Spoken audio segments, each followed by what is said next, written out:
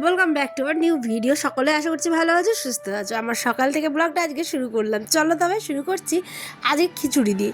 সকালে উঠে দেখি মেঘলা মেঘলা ওয়েদার, তাই দেরি না করে বড়মশাইয়ের আমি চিন্তা করলাম যে খিচুড়ি হলে আজ কেমন হয়। প্রতিদিন এই একঘেয়েমি ভাত খেতে আর ভালো লাগে না জানো। তাই দেখো চুলোর মধ্যে প্রেসারে খিচুড়ি করার যে একটা আনন্দ সেটা বলে বোঝানোর মতো না গাইজ। দেখো তার মধ্যে আমি কিন্তু দিয়ে দিলাম তেলের মধ্যে 5 ফোড়ন, কাঁচা লঙ্কা, আদা থেঁচকানো মানে কুচি আর কি, আর হচ্ছে একটুখানি তেজপাতা দিয়ে মিষ্টি কুমড়ো, আলু আর সাথে ছিল হচ্ছে গাজর।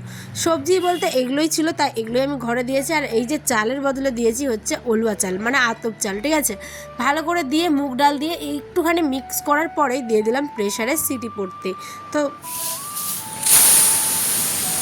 সিটি তো আমার হয়ে গেছে। এরপরেই কিন্তু আমি এখানে একটুখানি জাল দিয়ে দিচ্ছি, ওটাকে একটুখানি টাইট করতে হবে। আর নামানোর আগে একটুখানি ঘি আর যদি বাদাম ভেজে দিতে পারো তাহলে তো আরও ভালো হয়। আমার কাছে ছিল না বলে আমি দিইনি, শুধুমাত্র ঘি আর একটুখানি মিট মশলা দিয়ে নামিয়ে নিয়েছি। আর এদিকে আজ প্রথম আমাদের ক্ষেতের ভুট্টার বড়া বানালাম। তোমরা কে কে খেয়েছো আমার কমেন্টে জানিয়ে। তো ভুট্টা আর সাথে একটুখানি মুসুর ডালটা ভিজিয়ে রাখলে আর একটু ভালো হতো। যাই হোক আমার কাছে এরমই মনে হয়েছে ভালো হবে, তাই একটুখানি গোটা মুগ ডাল আর দুটো হচ্ছে ভুট্টা ছুটিয়ে ভালো করে ওর মধ্যে পেঁয়াজ কুচি, কাঁচা লঙ্কা কুচি আর একটুখানি 5 ফোড়ন, তোমরা চাইলে জিরে দিতে পারো।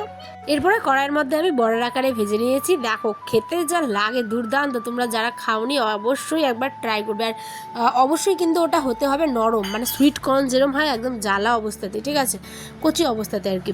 আর এইখানে আমি পরে আর শেয়ার করতেই ভুলে গেছি, এতটা পরিমাণে টেস্ট হয়েছে। বর কিন্তু খেতে একদম বসে পড়েছে, দেখতেই পাচ্ছ। আর আমাদের আজ মনটা একটুখানি খারাপও ছিল, সরিষাগুলো বিক্রি করতে নিয়ে গেছিলো আয়নার আব্বা। এটা হচ্ছে বৃহস্পতিবারের ব্লগ আর কি, তোমরা আজ পাচ্ছ শুক্রবার।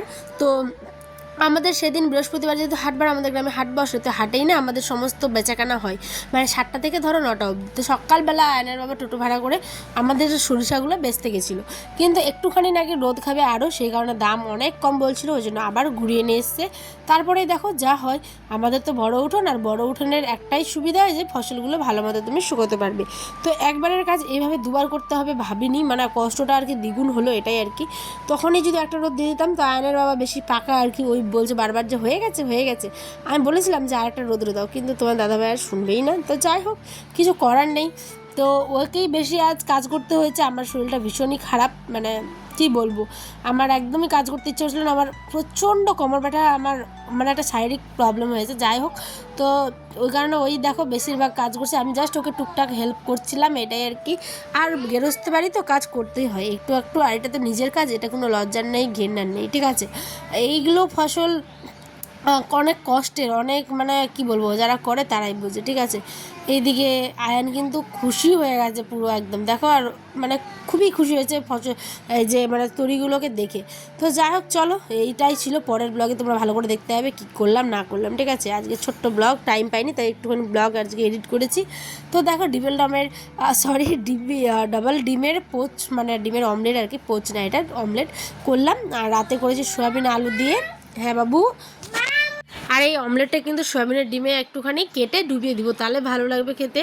চলো, সয়াবিনটাকেও ভাজা হয়ে গেছে। তোমরা কারা কারা মানে কি বলবো এই ব্লগটা দেখছো অবশ্যই কিন্তু আমাকে কমেন্টে জানিও। আমার হয়তো আজকাল ছোটো ব্লগ হচ্ছে, তোমাদের দেখতেই পাচ্ছ তোমরা, কিন্তু ছোটো ব্লগগুলো এডিট করতে ভালোই লাগে। যাই হোক চলো আসি, তবে দেখো অন্য ব্লগে। সকালে ভালো থেকো, সুস্থ থেকো। নেক্সট ব্লগ ঠিক সন্ধ্যে 6টায়।